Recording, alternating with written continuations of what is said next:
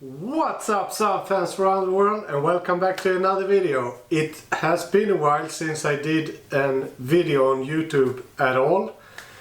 So since the Saab festival it was such a stress to get the car ready. So I put all my effort, all my energy into getting this car ready for the festival, and it got ready, it was there, and it was totally amazing to meet all of you guys and to showcase the car. Since then I have done some work with my regular job, and I have taken some time off from cars just to get a bit of balance in life and to catch up on everything. And right now you can hear on me I have a little bit of a man cold, and that is the result of stressing, pushing yourself. When you finally relax, everything comes back at you. But either way, today we are back with a new video, and this is an exciting one because this is the videos that I used to do back in the days. So this will be a very informative video. This will be really good for you if you are trying to change your head unit in your Saab. So first off, I think we should have a look in the car and see the status of my car, and then we will go through a little bit of an unboxing on what I will use for this installation. And in this video you will see everything from A to Z when it comes to the installation. How to remove the unit, how to connect the new unit, how to get the steering wheel controls to work, which could be a bit of a hassle if you don't know how to do it. So if you like this video, give it a thumbs up and please subscribe to the channel, it means a lot to me. So let's just jump straight into it. So here we are in the rear wheel drive Saab 9.5 Aero. And when I installed everything right here, I wanted to keep it 100% stock. So we have a stock interior except a few gauges. But I wanted to have the original look from the beginning with the stereo and everything. But unfortunately the car didn't come with the original stereo. And when the stereo has been removed, or the head unit has been removed, and it has not been married out or deleted with a Tech 2, then you are not able to fit a new one and just code it in or program it to fit the vehicle, because the slot is like already taken. So what happens is you should just check out this needle sweep, which is the result of the Myrtilos software. That is pretty cool. But either way, we have a few errors. But if I start the stereo or the head unit, you will see radio locked. And it's not impossible to fix it, but it's pretty hard to do it from what I've heard. So the easiest way to do it is just to replace it with a doubled-in unit or an aftermarket unit. Then you will also get all the neat features of a new unit. Like you will get the GPS, you will be able to play Spotify, Apple CarPlay, Android Auto, etc, etc. And this CD player is not the best either. And this car will not be like an audio car with fat bass and everything. This is meant to be driven, and I will try to keep it as light as possible. But I got the opportunity and I wanted to share this video with you guys on how to do it. So we will turn it off and we will just head on over to the workbench. So if you have followed me for a while, you know that I made an upgrade of the audio in my 9.3 Turbo X, and I have once again teamed up with Atoto, and this time we have an Atoto A6 Performance. So we will just go ahead and unbox this. I was really satisfied with the other one that I got. So we will just pick out all the stuff. I have already unboxed a little bit of it to have a look. So here we have a bezel for the head unit, an external microphone. We have the GPS antenna. We have a bunch of these different connections. I don't know what exactly all of them is for. Here we have some external storage. You can plug in a USB memory card, and you have a bunch of other ones as well. And here you have an ISO connector, which is similar to the one we are going to use. So this is depending on where in the world you are located. There are different standards and different connections. So most of it will be supplied in the kit or with the head unit. A bunch of other stuff that I don't really know what this is for. Line out converter. Then we have a rear view camera that you could install, which is pretty fancy. I will not install this in this video, but probably in the future, because this could be very neat. A bunch of screws and brackets for the installation if you would use that. Some screen protectors. A thinner bezel depending on what car you are going to install it in. A bunch of manuals for the head unit. And then we have the head unit itself. And this is so nice. I really like this, that they have physical real buttons. Of course we will plug in so we have the steering wheels controlled so they will work. But the feeling of real buttons is also very nice sometimes. And you have a bunch of connectors on the back of the head unit. We will go through this once we install it in the car. So we will just put this away. So I'm a noob when it comes to installing these kits. That's why I have gotten the help from my friend Daniel. And I have purchased, due to his recommendations, a few stuff from InCarTech, which is located in the UK.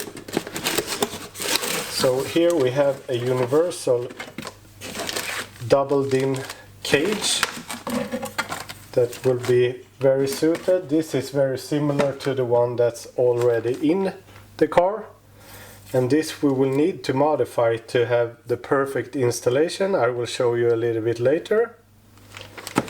And this kit also comes with a bezel, but this is too tight. In the Saab 9.5 the inner dimensions are the same on each and every one.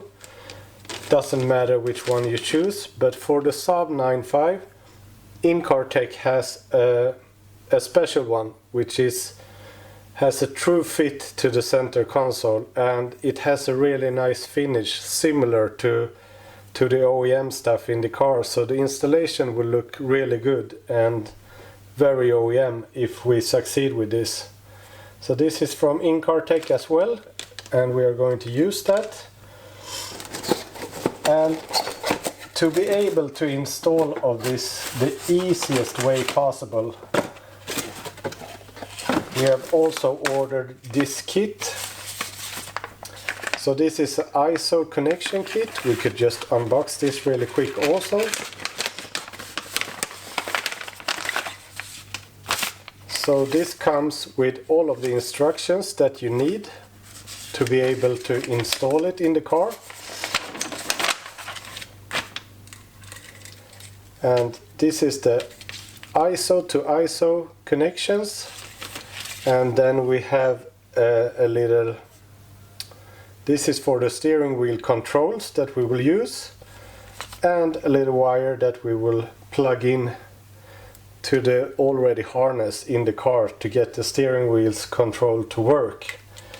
And I've also got the information that with this particular head unit, a Atoto Android unit, you are able to connect to the steering wheel's control without this like adapter lead or patch lead, but I went ahead and ordered it either way because it just makes it a little bit easier, and as I said, I'm pretty new at this, so I want to make it as easy as possible.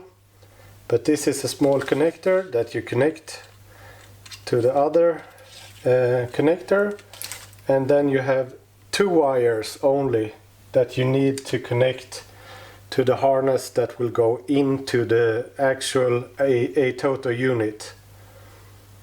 So one of the cables will be attached to the steering wheel control ground, and one will be installed to the steering wheel key, which is named on the cable. So we will go through everything inside of the car, but here we have it. And when it comes to Saab cars, it's a little bit difficult. So when it comes to Saabs, they have through the years 5 different interfaces that will work with the steering wheel controls. So this video will be applicable to Saab 9.3 from 98 to 03 and Saab 9.5 from 97 to 02. So if you have that car, you will follow this instruction down to the T and it will work for you. And the different interfaces, I will just list them here so you know which category you will belong to. So Saab 9.5 03 to 06, there's one interface. Saab 9.5 06 to 2010 with dense zone navigation without the paddle shifters on the steering wheel, that's one more. And then you have the 9506 to 2010 dense zone navigation but with the paddle gear shifters. And then you have the Saab 9.3 06 to 13, and then you have the 9.5 06 to 2010 with the Fujitsu 10 original radio. So 5 different interfaces, and to make it all a little bit more complicated, you have 5 interfaces to connect to the steering wheel controls, but when it comes to install the actual head unit, you have AS1, AS2 and AS3 depending on the premium level of your sound system. So this particular car right here is the easiest one. It has the basic system, the AS1 system, which doesn't have any amplifier, it doesn't have any additional speakers, so it's basically as easy as it could get. So we will jump into the car and try to disassemble the original head unit.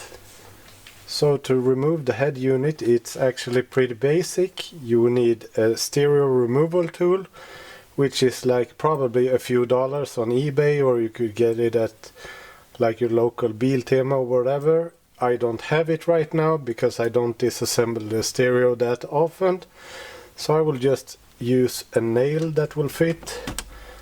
I have seen a lot of different tools being used, but you just actually need something that would just unhook like the clips on the side.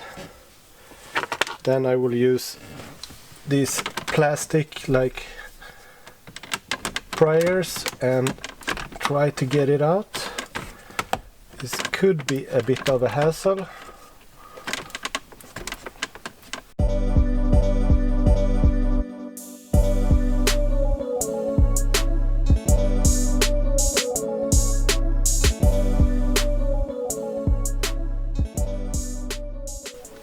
I hate the videos when people just skip to the good part, because this could be a hassle, and it really is. This wasn't even plugged in. But yeah. Oh yeah, it's plugged in, but it's in the back of the OEM cage. So I ripped the front of the stereo away a little bit. It's just to clip back in. like so, but we don't need this anymore.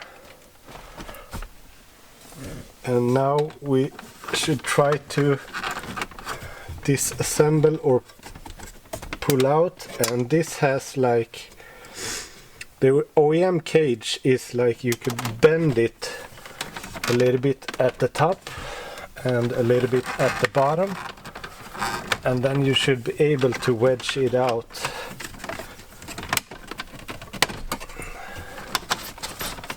Like so. A little bit careful because everything is connected on the back right here.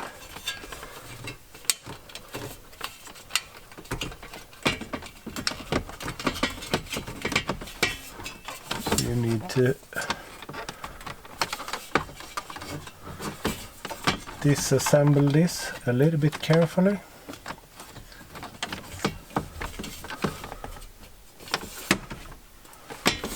Should have another tool as well, because this is just small clips or tabs that you need to pry out.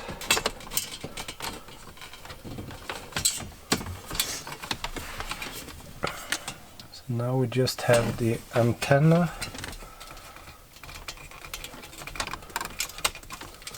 Like so.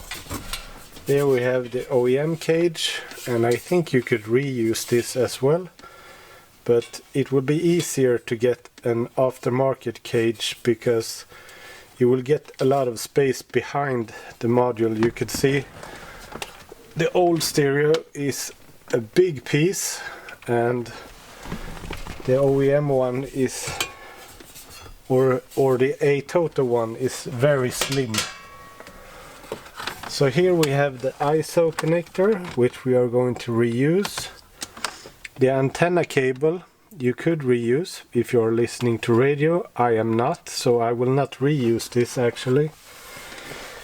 And one of the wires we are going to hook up to the SID. There are two ways to do it.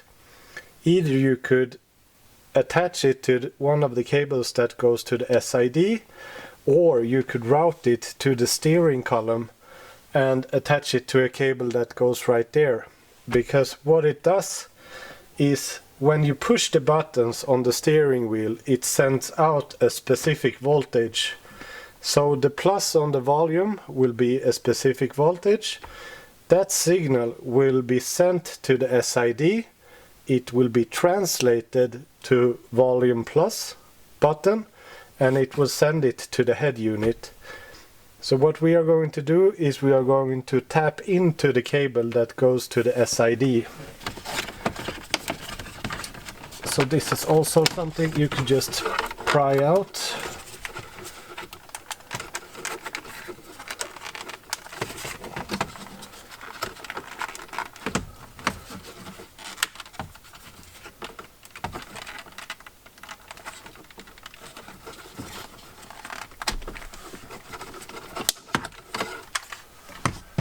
So on the SID you have a bunch of cables, but pin number 22, which should be a blue cable, is the cable that goes to the steering wheel. So I will have a look and see what pin it is. So to start off right here with a clean slate, everything is removed. So this is the cables supplied by Incartech, and they have been installed to the OEM connector. You can see the red burgundy cable is in the middle and the black one at the bottom. The top one we are not going to touch at all. And now what they recommend you to do is to install this patch lead.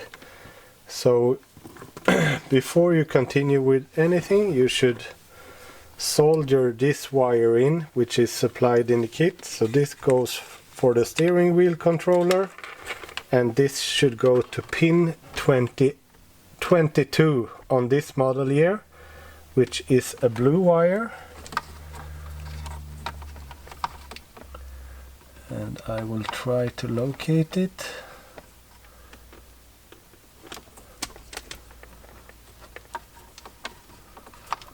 So it's in the middle right here.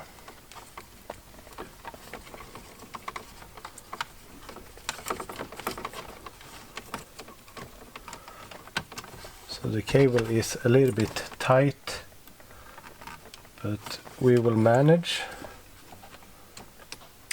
Or a better way to do it is like this. This is a bit brave, but I think it will work. So this needs to be reconnected because it needs to be in the SID.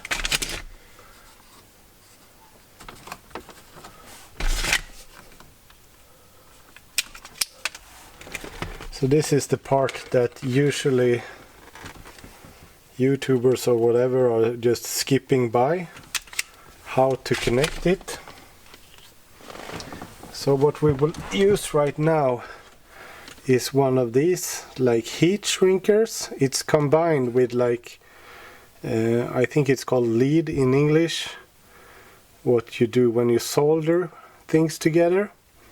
And you also have the protection and some glue in this little, I don't know what it's called in English, sorry, but we will just put this on.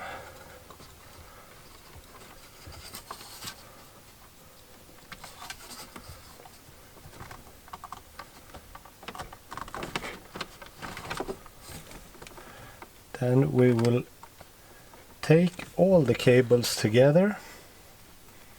We could start with the blue one, twist it together. So by just twisting them together like this, they will have a good connection. But then we will take this and slide this over like so.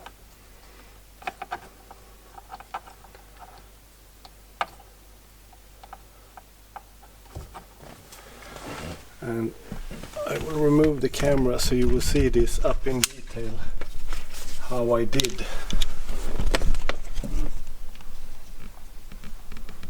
So this has just been slidden over. Now we will put a little steel plate under it and we will apply some heat, and you will see that this melt together and make a really solid connection.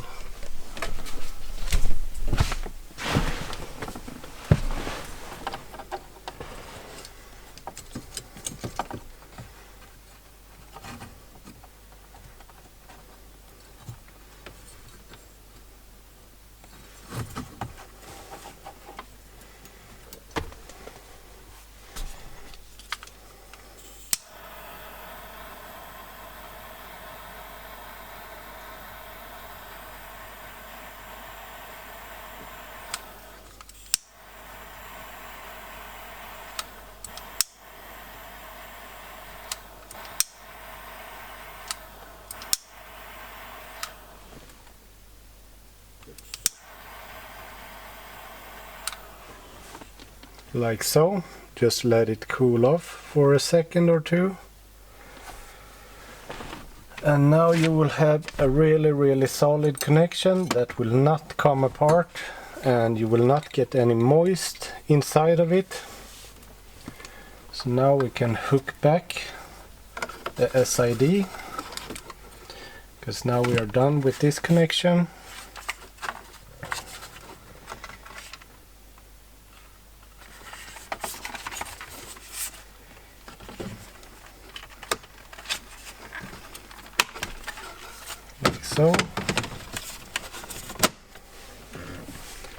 So now that's connected. Now we're gonna connect these two cables, which are going for now we should see so we get the correct one. The brown one is going for steering wheel control key 1, and the green one is going for steering wheel control ground. So I will remove this and use the similar that I've already used, which I think is just superb for these type of installations.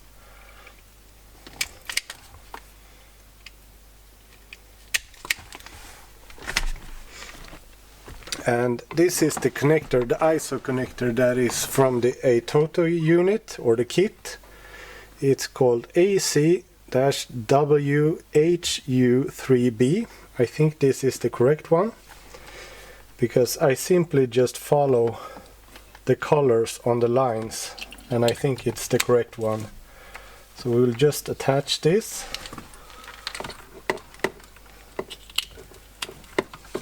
And this will later on be attached to the Atoto unit.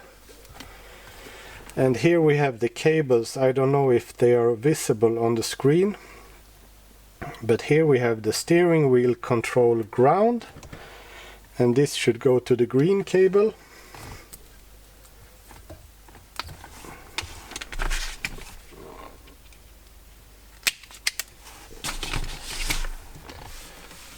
So we have the green cable from the box.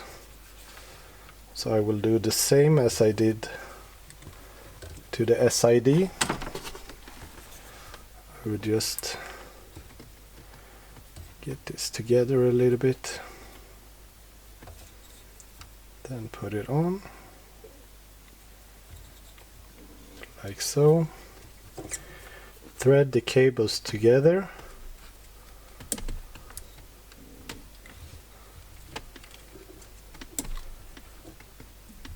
You can do this and just put some tape over it and it will stick, but this is so much better. We'll put it in the middle like so. We will use our little steel plate again, which is awesome to use as a background, so you don't like burn anything else that's not supposed to be burned.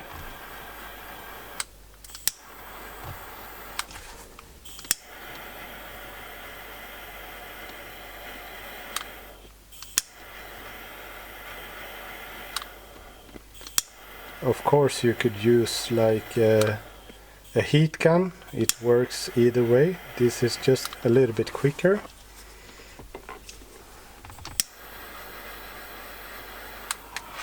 And in Swedish this is called lödskarvhylsa, so some of you might be able to translate it in the comments down below to help our international viewers, but you could get this at Biltema, as I said. And it's really good for electrical work. So now we will get the cable that is called steering wheel key, and I think there are two of them on this loom right here. So one is steering wheel key plus and one has a number on it, so I think we will go for this one.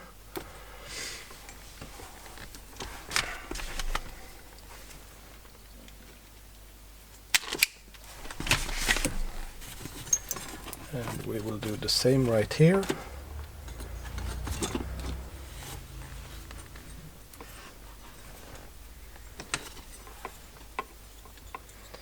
Using the lödskarvhylsa again.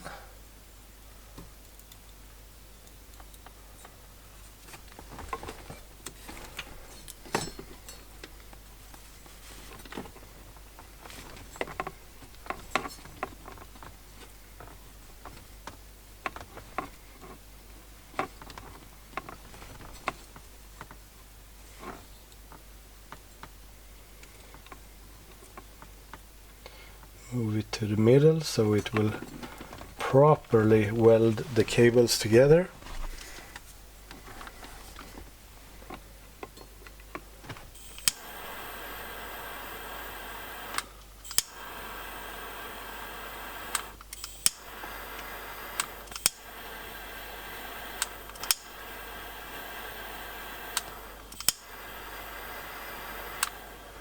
Like so. We will let it cool off for a couple of seconds. But now we have the steering wheel controls all installed. Good to go. I made a mess right here with stuff everywhere. But right now what's left is actually everything that should be connected is connected, except the head unit itself. So now we will have to do a little bit of work on this as well.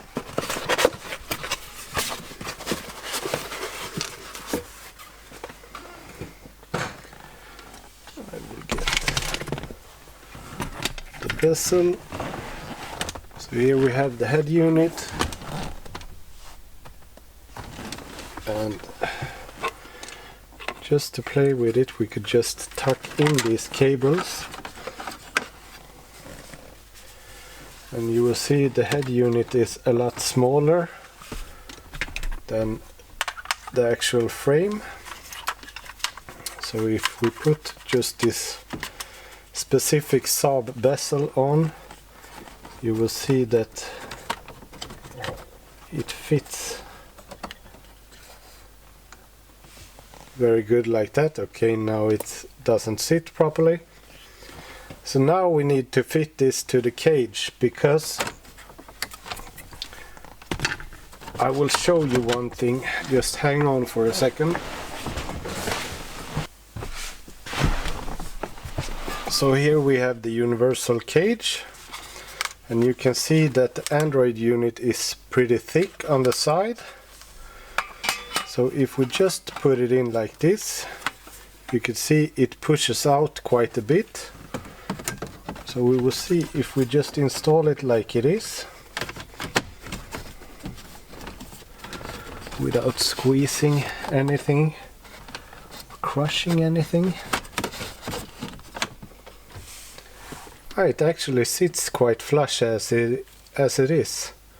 I thought that I was gonna have to trim it off, but this actually fits really good, because this is just, now I have just pushed it in, it's not screwed in or anything, but if we put the bezel on, it will sit very flush, I would say. So in some other cases you will need to trim it, but this needs no trimming at all. So what we are going to do right now, before we actually connect it, is that yank this out. There are like screw holes on the side right here, which you attach to the cage. So that is what I'm going to do right now. So right here it's like we do it on the fly a little bit. I don't know how to like 100% do this, so I will mix and match and try to fit everything. So the cage is from the universal kit, and I'm using these plates that are supplied with the Atoto. So depending on what unit you will be using, there will be different methods, different ways to connect it. But these plates are like left and right side, so it's pretty easy to know where to mount them. These very small screws should be able to go in.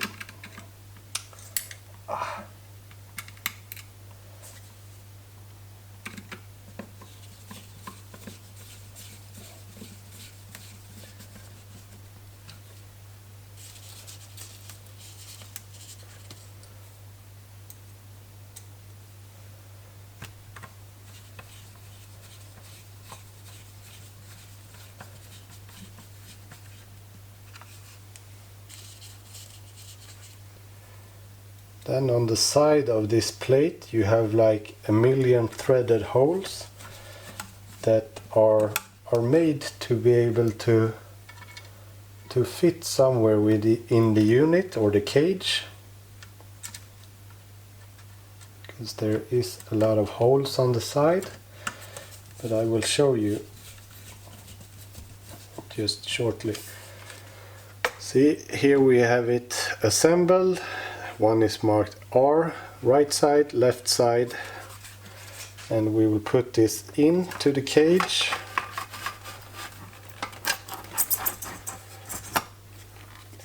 And it fits actually really snug.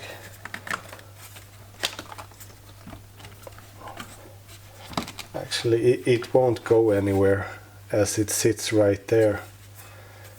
I don't think so, but we don't have any screws in the sides or in the holes, so just to make it like 100% so it doesn't move, but it sits very sturdy, and there will be no force out, so I think I will leave it like this. Actually, it sits really good.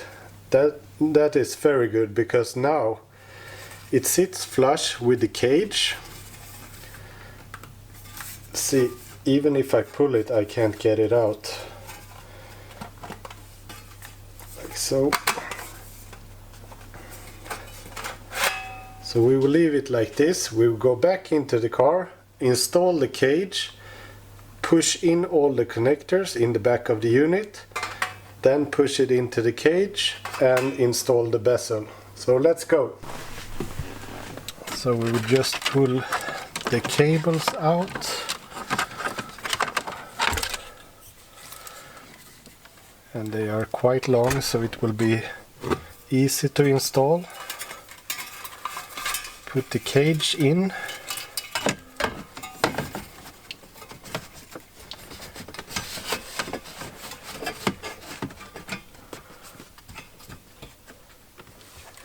The cage is not 100% fit. It sits against the edges, but I think we will center it, and then when we put the bezel on, it will be perfect. So we will try this. So what's left to do right now, everything is connected as it should be right here. So this is the connector that we need to connect in the back right here. It could only go in one way, like so. And I will get the GPS antenna. So the GPS antenna should actually be routed like up to the A-pillar or the roof of the car. But we are not too picky about it right now, so we will just thread it in and install it. My fingers are too fat for this job right here.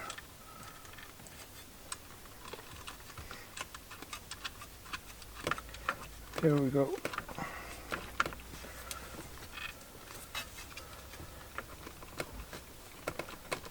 Make sure it sits nice and snug.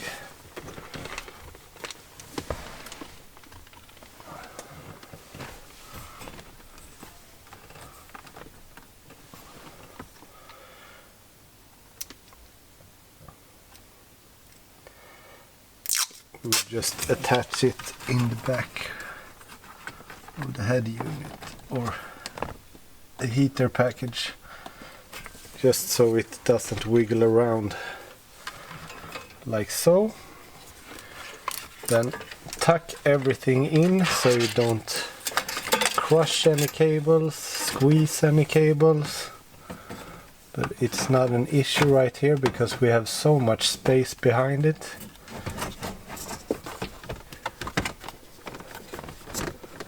Like so, sits really sturdy. And now we put the bezel on.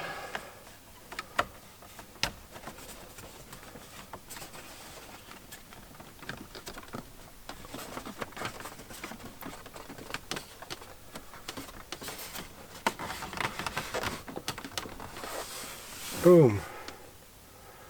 As flush as it could be. Very, very nice. Should actually go up just a little bit.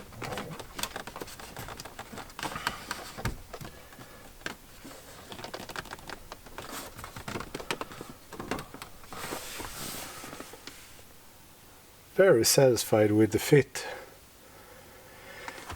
So what's left to do is attach the battery and turn the ignition on, and we will see what type of result we will have.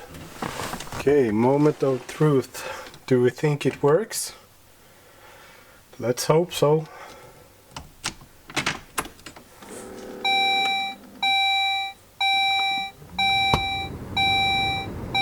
Hey!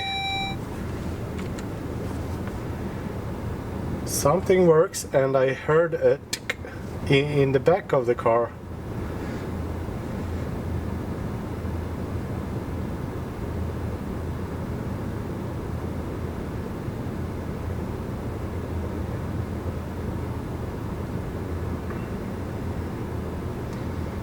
Booted up pretty quick, I would say.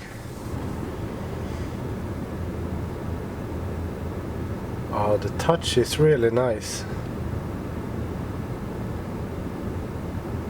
And here you can see there is a lot of stuff to play around with. One cool app that's on the device from the beginning is the torque app. So if you have like one of those cheap like OBD2 connectors, you could connect it to the car and run torque. So you will get a lot of different things on the screen.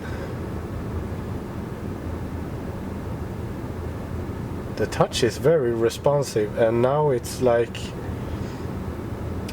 I need to put in some settings. Just hold on 1 second.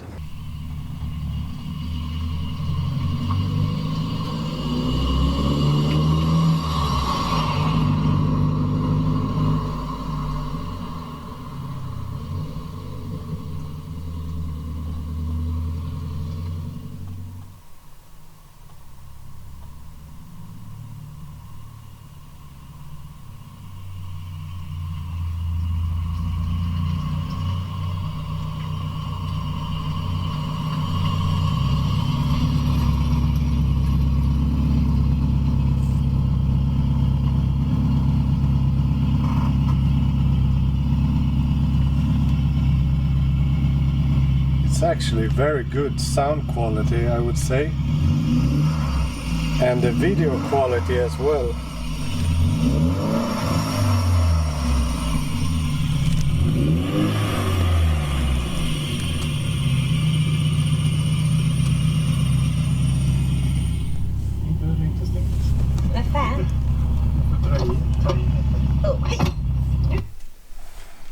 So really good. A lot of commercials on YouTube, but this actually works and it sits so nice. Of course, there are a lot of features to go through with this, but very easy to manage, very easy to install, I would say. It didn't take long time at all. And what do you think? It sits really flush. Of course it sticks out a little bit as an aftermarket unit, but for what it is, I'm very happy how it sits, how it operates. The response is very quick, and there are definitely a lot of settings to go through, a lot of things to adjust, and I really don't know, but I think you need to have the car on for the steering wheel controls to work.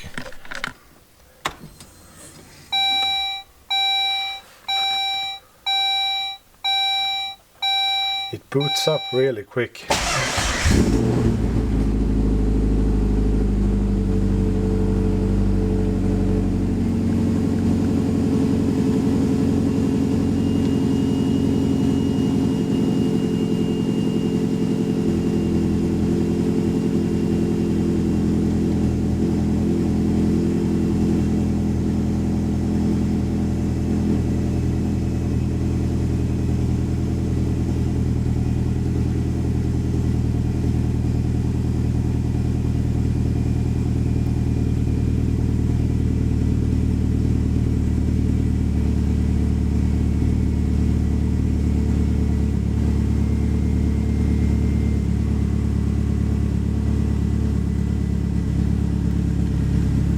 So it was basically a learning process.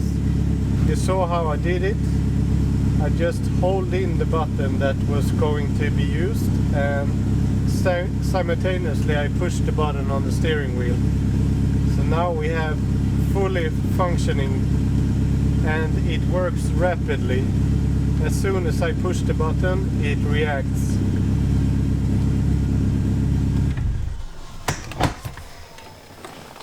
so we don't need to run it longer than usual, otherwise I will die of E85 gases. But what do you think? That was very simple, and it was super easy to add the buttons. On my NG93 Turbo X, which I had the Atoto S8 Ultra, it was a lot more difficult to install it. This was really easy. Very nice. So that's it for this video, guys. I hope you enjoyed it. In this video I was 120% honest. You saw all the tricky stuff that was a little bit complicated, but we overcome those. And you saw the easy part. The last part was just to program the buttons, and it worked so easy. Now we have fully working steering wheel controls. We have the Atoto unit hooked up. Of course, in the future we could upgrade the sound, but as it was sounding right now, it was very okay, I would say, for this car. Like, this is a performance car. I will drift it, do burnouts. I will not run around listening to music that much, but it's really neat features. It upgrades the interior. Now we have all of the modern stuff. So as long as we are connected to Wi-Fi on a phone or anything, do a hotspot, we could use the internet to use as a GPS, to navigation, and all the fancy stuff that you want to have, like Bluetooth connection, all of this stuff. And as I said, the Torque app is a neat feature, so you get all of the data on the screen. So this was really nice upgrade. So if you have any questions, leave a comment down below. Otherwise, it's just to subscribe to the channel. It means a lot to me. And I will see you in the next one. Bye!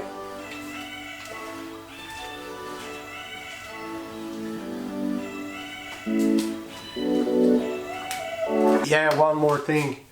I know you guys will ask for it, so I will leave links to the products used in this video in the description box below. Bye!